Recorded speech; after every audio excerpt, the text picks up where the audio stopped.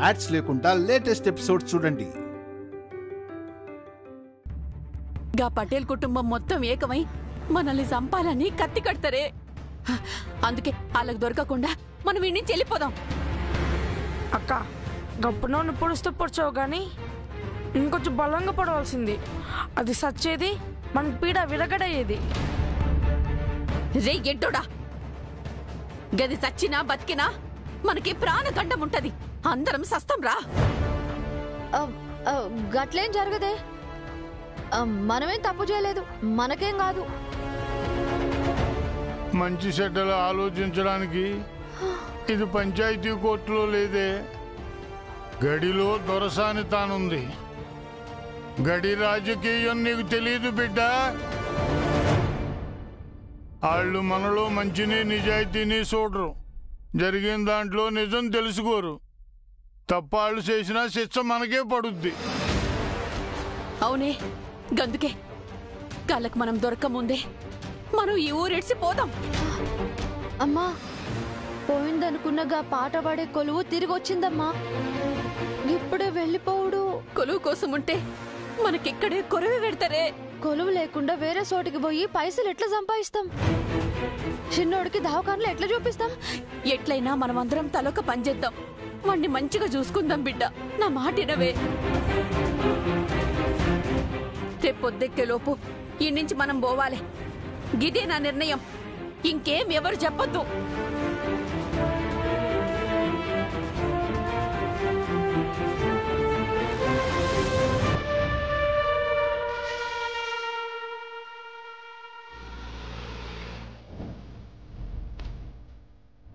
ఇప్పటికీ నేను ఇచ్చిన మాట మీదే ఉన్నాను. విరాజ్కి లైకి పెళ్లి చేసి తీరుతాను. నీ నిర్ణయం నువ్వు మార్చుకోకుంటే నాకు నాకు చావే మార్గం. నువ్వు ఏ చైత్ర కోసం అయితే బాధపడుతున్నావో ఆ చైత్ర దగ్గరికి ఈ అమ్మ వెళ్తుందని గుర్తుంచుకో.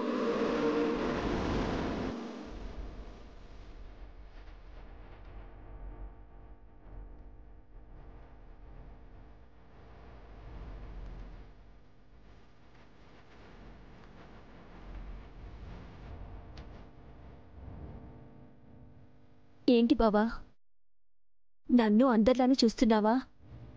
నేనేంటో నీకు తెలీదా? లయ, నాకు నా జీవితంలో చైత్ర ఎంత ఇంపార్టెంటో ఇంట్లో ఉన్న వాళ్ళకంటే నువ్వే ఎక్కువ అర్థం చేసుకుంటున్నావు అనుకుంటున్నాను. But I was wrong. నువ్వు కూడా అందరిలాగే ఆలోచించావు. బావా, నన్ను చాలా తప్పుగా అర్థం చేసుకుంటున్నావు. నువ్వు నిజంగా నన్ను అర్థం చేసుకుని ఉంటే మా ఇంట్లో వాళ్ళు మన ఇద్దరి సంబంధం మాట్లాడినప్పుడే నువ్వు నా దాకా రానివ్వకుండా అక్కడే వాదించేదానివి కదా, అందరికీ నచ్చజెప్పేదానివి కదా. కానీ నువ్వు అలా చేయలేదు. షాపింగ్ చేసావు, ఎంగేజ్మెంట్ రింగ్లు కొన్నావు. ఎందుకు ఇవన్నీ చేసావు? బావా, ఒక్క నిమిషం నన్ను మాట్లాడినిస్తావా? నీకు నేను షాపింగ్ చేసిందే, రింగ్ ఆర్డర్ చేసిందే కనిపిస్తుంది. అంతకుముందు జరిగింది నీకు తెలియదు. ఏం జరిగింది?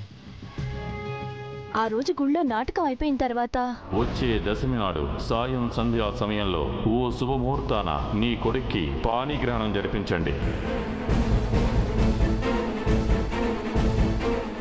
ఇలా స్వామీజీ చెప్పడంతో నేను ఈ విషయంలో చాలా భయపడ్డాను.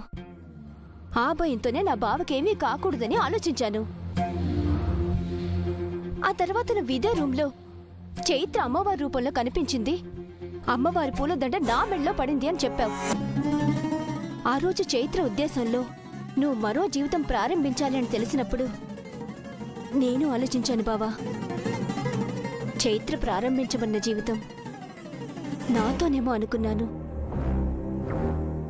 ఆ తర్వాత అత్తయ్య బాధ, అందరి కోరిక, నువ్వు ఆనందంగా ఉండాలి అని నేను తెలుసుకొని నీతోనే తోడుగా ఉండాలని, నీతోనే నా ప్రయాణమని నిశ్చయించుకున్నాను బావా. లయ, నువ్వు నిశ్చయించుకున్నా మా ఇంట్లో వాళ్ళు బలవంతం చేసినా నా మనసులో మాత్రం చైత్రకి తప్పించి ఇంకెవ్వరికీ స్థానం ఉండదు. ఒకవేళ నువ్వు నన్ను చేసుకున్నా ప్రేమ లేని బంధంతో ఇష్టం లేని ప్రయాణం చేయలేవు. అనవసరంగా నీ బ్రతుకు నాశనం అవుతుంది. బావా, నీకోసం నేనేమైపోయినా పర్వాలేదు, కానీ ఆ స్వామీజీ చెప్పినట్లు నీకేం కాకూడదని నా ప్రయత్నం అంతా. అది తప్పించి నాకు వేరే ఉద్దేశమే లేదు. ఒకవేళ నేను వద్దన్నా అత్తయ్య ఆగుతారా? మరో అమ్మాయినైనా స్వామీజీ చెప్పిన గడువులోగా నీ చేత బలవంతంగా ఒప్పిస్తారు కదా. తర్వాత నిన్ను బాధ పెట్టైనా ఎవరో అమ్మాయిని నీ జీవితంలోకి రప్పించి నీ జీవితాన్ని ఎక్కడ నరకం చేస్తారో అన్న భయంతో అత్తయ్య ముందు నేను తలూపాను బావా. అదే నేను నీ జీవితంలోకి వస్తే నీ సంతోషం కోసం బతికినంత కాలం నీ కోసమే బతుకుతాను బావా. నాకు నీ మనసులో స్థానం ఇవ్వకపోయినా పర్వాలేదు.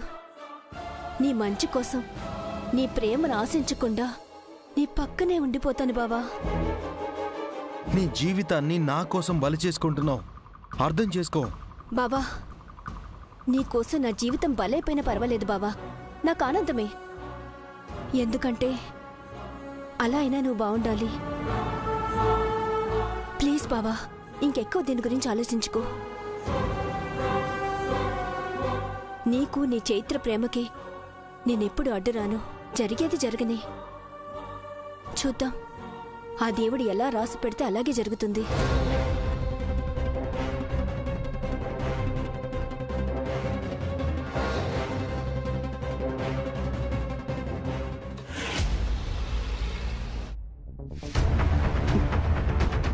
ఏందిరా ఇంకా ఈయనే ఉన్నావు? పోయి ఆటో దొలకరమని చెప్పిన కదా. అక్కే సార్ ఆగమంది. ఇంకా ఆగుడేంద్రా? తెల్లవారే లోపు ఇడికెళ్ళి పోవాలని చెప్పిన కదా.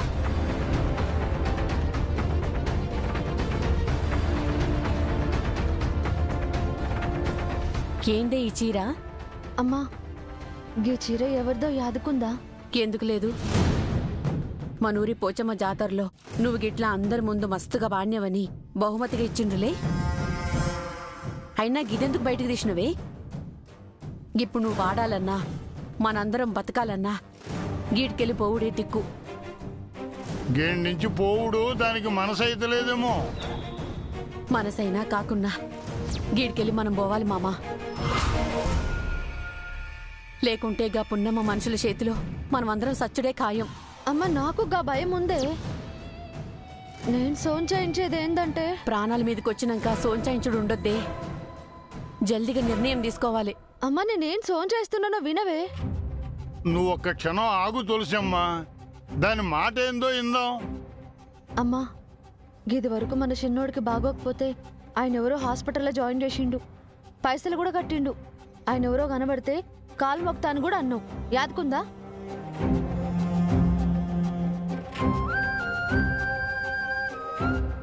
ఆయన ఎవరో కానీ దేవుడిలా టైంకి తీసుకొచ్చాడు. గాయన ఎవరో గాని మంచిగుండాలి. యాదుందే? చిన్నోడిని కాపాడింది ఎవరో కాదే, రాక్ స్టార్ విరాజ్.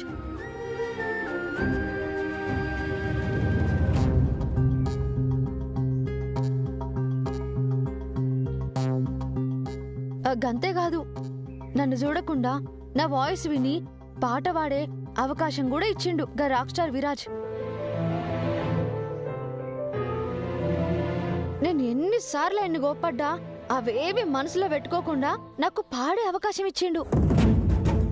చాలా మంది నన్ను తీసుకోవద్దని చెప్పినా నా పరిస్థితి అర్థం చేసుకుని తన పక్కన నేనే వాడాలని పట్టుబట్టిండు. తనెంతో గొప్పోడైనా గవేవి చూడకుండా నాతో దోస్తీ చేస్తుండు. గంత మంచి మనిషి ఈరోజు నేను వస్తానని తనతో పాట పాడతానని ఎదురు చూస్తూ ఉంటే నేను ఇట్లా ఏం చెప్పకుండా వెళ్ళిపోవడం కరెక్ట్ కాదే. నేను ఇట్లా చెప్పా పెట్టకుండా వెళ్ళిపోతే విరాజ్ లాంటి మంచి వాళ్ళు మన లాంటి వాళ్ళని ఇంకా నమ్మడం మానేస్తారు. చూడు తులసమ్మ, గది చెప్పింది కూడా నిజమే. సహాయం చేసిన వాళ్ళకి తిరిగి సహాయం చేయకుండా పర్వాలేదు, కానీ నమ్మించి ద్రోహం చేసుడు మంచిది కాదే.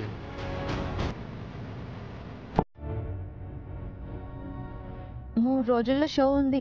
నేను ఇప్పుడు దానికి ఒప్పుకున్నాను. ఇప్పుడు నేను పోతే మన గురించి తప్పుగా అనుకుంటాడు కదా. గంత మంచి మనిషి అక్క మీద ఆశలు పెట్టుకుంటే మనం గిట్ల పోవడం మంచిది కాదమ్మా. చిన్నోడైనా ఈడు మంచిగా చెప్పాడే. మన అలకనందు గా విరాజుతో 3 రోజుల్లో పాట పాడాలి, గది అయిన తర్వాతే ఎడదాం. ఏంటి మామ 3 దినాలు ఈయనే ఉండాలా? ఉందామమ్మా. ఎట్లనే ఈ లోపుగా పున్నమ్మ మనుషులు మనల్ని పట్టుకుంటే ఏం జరిగిద్దో ఆలోచించినవా? అమ్మా గిన్ని దినాలుగా పున్నంకి మనల్ని పట్టుకునేకి కాలేదు, ఇంకా పున్నం మనుషులు మనల్ని ఎట్లా పట్టుకుంటారు? నువ్వు మంచిగా చెప్పినావురా. గా పున్నమ్మే మనల్ని ఏం చేయలేకపోతే గా పున్నమ్మ బచ్చాగాళ్ళు మననేం చేయగలరు చెప్పు? అమ్మా గిన్ని దినాలు ఎంత జాగ్రత్తగా ఉన్నామో గట్లనే అందరం మస్తు హుషారుకుందాం. ఏమోనే, నాకైతే చాలా భయమవుతుంది నందు. ఎందుకే భయం? మనం ఈడకెళ్ళి ఎక్కడికి బయటికి వెళ్ళొద్దు. మన నందు బయటికి వెళ్ళినా గా మగరాయుడు గెటప్పులో ఎవరు గుర్తుపట్టనే పట్టరు. అవునమ్మా, తాత చెప్పిందే చేద్దాం.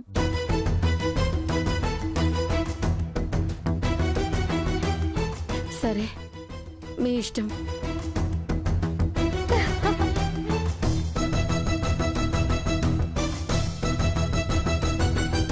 కానీ నాకు మాత్రం నువ్వు పాడు ఇష్టం లేదే. గదేంది గట్లంటున్నావు? మరి నువ్వు గుమ్మం దాటిన కాడి నుంచి నీకేమైతుందోనని నాకు భయంగా ఉన్నదే. అమ్మా అక్కకేం కాదు, మళ్ళా పున్నంనే పొడిచిపడేసింది. ఎవరు అక్కనేం చేయలేరు. అన్ని దినాలు ఒకటే తిరుగుండవు, అన్ని గడియలు మనకు అనుకూలంగా ఉండవురా. అమ్మా నాకేం కాదే. ఇదిగో నా మొబైల్ నీతోనే ఉంచుకో. ఇదిగో గీ ఫోన్ మాకెందుకే? ఏదైనా ఎమర్జెన్సీ వస్తే మీరు నాకు ఫోన్ చేసి చెప్పొచ్చు. రే చిన్నోడా, దాంట్లో మధుర అనే నంబర్ ఉంటుంది. గామెకు చేసినావు అనుకో, నేను ఆమె పక్కనే ఉంటా. ఏం అనుమానం ఉన్నా వెంటనే ఫోన్ చేయండి. గట్లనే అక్క. కానీ గీ చీర ఎందుకు తీసినావు? అక్కడ గీ చీర కట్టుకుని ప్రాక్టీస్ చేయాలి. బిడ్డ, నువ్వు గీ పరేషాన్లన్నీ గేడ్నే వదిలేయి.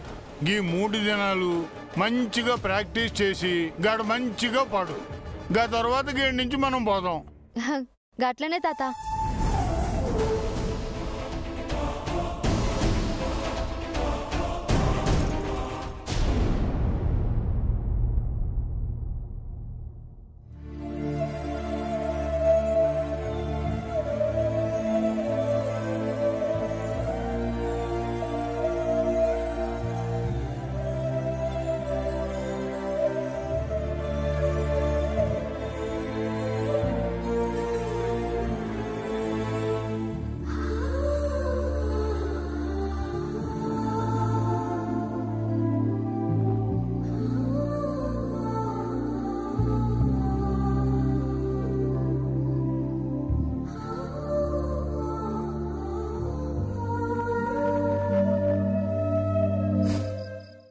చైత్ర, నువ్వు నీ ప్రేమ ఇంకా నాలోనే ఉన్నాయన్న విషయం మా వాళ్ళకి అర్థం కావట్లేదు. అందుకే నిన్ను నాలో చెరిపేసి నా పక్కన ఇంకొకళ్ళని ఉంచాలని చూస్తున్నారు. నీ స్థానంలో నువ్వు తప్పించి ఎవ్వరూ వద్దు చైత్ర. నువ్వు రాకుంటే ఇక్కడ నా అంగీకారం లేకుండా, నా ఇష్టంతో సంబంధం లేకుండా వేరొకరిని నీ స్థానంలో తీసుకురావడానికి ప్రయత్నం చేస్తున్నారు. నా నుంచి నిన్ను దూరం చేయాలని చూస్తున్నారు. ఎలాగైనా ఈ నిశ్చితార్థాన్ని నువ్వే వచ్చి రద్దు చేసి నాలో నిన్ను బ్రతికించుకో.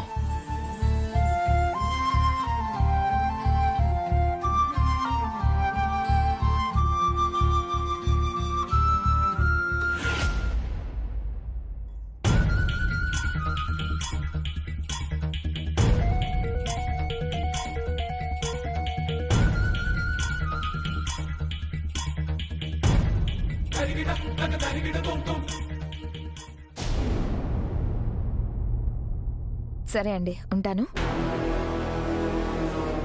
హంస, పంతులు గారితో మాట్లాడేశావా? ఇప్పుడే మాట్లాడానమ్మా. ఆయన చెప్పిన టైంకి వచ్చేస్తారు. గోమతి, పంతులు గారు చెప్పిన సామాన్లన్నీ వచ్చేసినట్టేనా? వచ్చేసాయి అత్తయ్య గారు. స్మైలీ, పని వాళ్ళకి చెప్పి పూలు అవి తెప్పించావా? అన్నీ తెప్పిస్తున్నాను బామ్మగారు, మీరేం టెన్షన్ పడకండి. అనుకునే టైంకి అన్నీ అరేంజ్ అయిపోతాయి. గోమతి, చిన్నోడు ఇంట్లోనే ఉన్నాడు కదా? ఇంట్లోనే ఉన్నాడు అత్తయ్య గారు. వదిన, ఎందుకైనా మంచిది విరాజ్ వచ్చి ఆ సాంగ్ ప్రాక్టీస్కి వెళ్ళాలని చెప్తే నువ్వు విరాజ్ని పంపించుకో.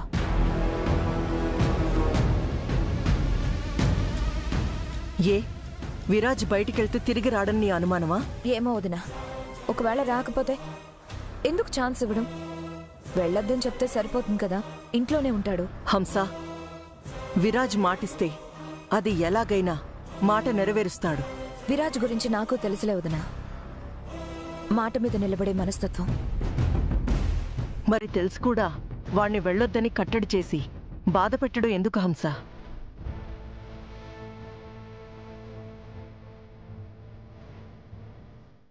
చిన్నోడు వస్తున్నాడే.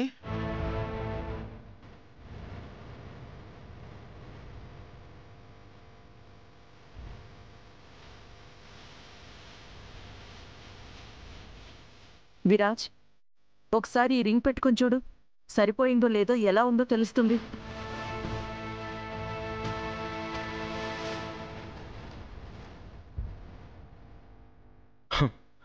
చేతికి అలంకారంగా ఉండే ఈ రింగ్నే పట్టిద్దో లేదో, మనకు బాగుంటుందో లేదోనని చెక్ చేసుకోమంటున్నారు. కానీ ఈ రింగ్ తొడిగే వాళ్ళని నా మనసుకి నచ్చిందో లేదో, తన మీద ఇష్టం ఉందో లేదో అని నన్ను అడగకుండానే నాకు అంటగట్టేస్తున్నారు.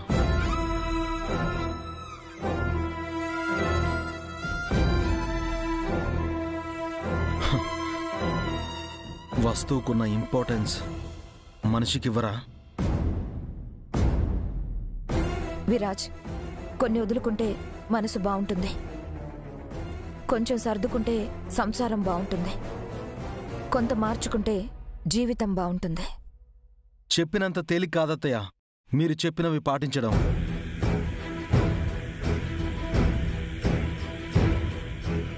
చిన్నోడా, ఇంతకీ ఎక్కడికి రా బయలుదేరుతున్నావు? ప్రాక్టీస్కి. విరాజ్, ఈ ఒక్కరోజుకి నువ్వు వెళ్ళొద్దురా. బ్యాండ్ వాళ్ళందరినీ రమ్మని నేను వెళ్ళకపోతే బాగోదు మామ్. ఇంట్లో ఇంత ముఖ్యమైన కార్యం పెట్టుకుని నువ్వు ఇప్పుడు వెళ్తానంటే ఎలా రా? బాగోదు. అవునరా చిన్నోడా, ఈ ఒక్కరోజు నువ్వు ఇంట్లో ఉంటే బాగుంటుంది నానా. ఇంతమంది చెప్తున్నారు కదా విరాజ్, ఉండొచ్చు కదా. మామ్, మీరు అనుకున్న కార్యక్రమంలో మనిషిగా నేను ఉండాలి. ఉంటాను. అంటే ఏంట్రా, నీ మనసుని మేమందరం చంపేస్తున్నావా? అలా మాట్లాడుతున్నావు. ఎలా ఏమనుకున్నా ఇక్కడ మీ నిర్ణయాలేం మార్చలేం కదా మామ్. విరాజ్, ఏంట్రా అమ్మతో ఇలా మాట్లాడుతున్నావు? మనిషి మీద అభిప్రాయం మారినప్పుడు మాట కూడా మారినట్టే అనిపిస్తుంది.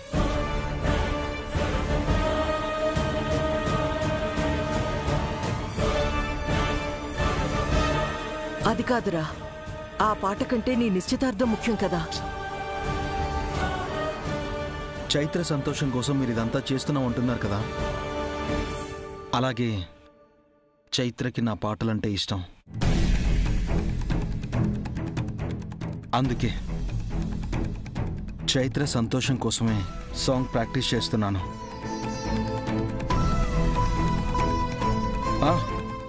అలాగే మీరు చెప్పిన టైంకి ఇక్కడికి వచ్చేస్తాను.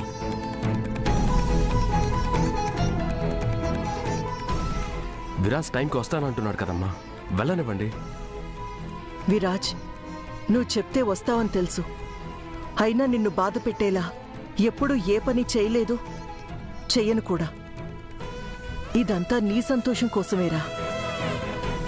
విరాజ్, ఈ కుటుంబం మొత్తం నీ కోసం ఎదురు చూస్తూ ఉంటుంది, మర్చిపోకు.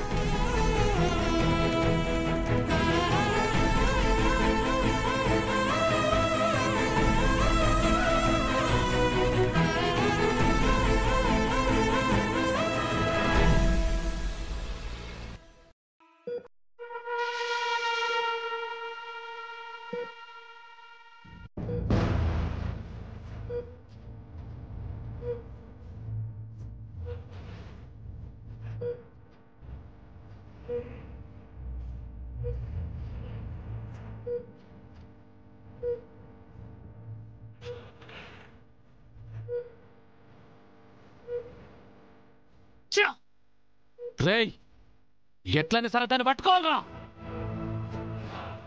దాన్ని చంపేయాలి.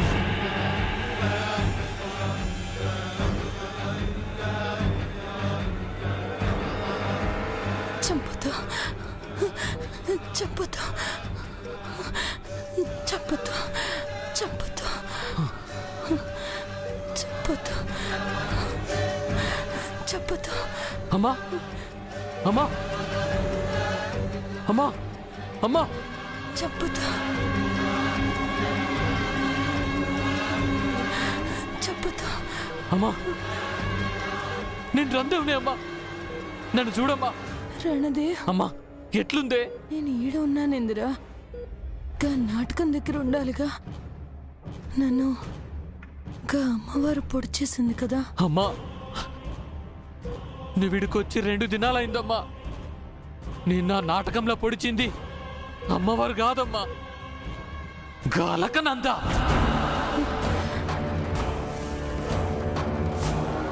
నన్ను అలకనంద పొడిచిందా?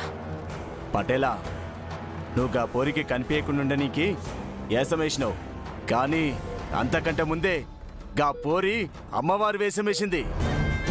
ఆ వేషం లెవెలకు అనుమానం రాకుండా నేను పొడిచిందమ్మా. అది గందుకేనా నాటకంలో రెచ్చిపోయి నా మీదకొచ్చింది?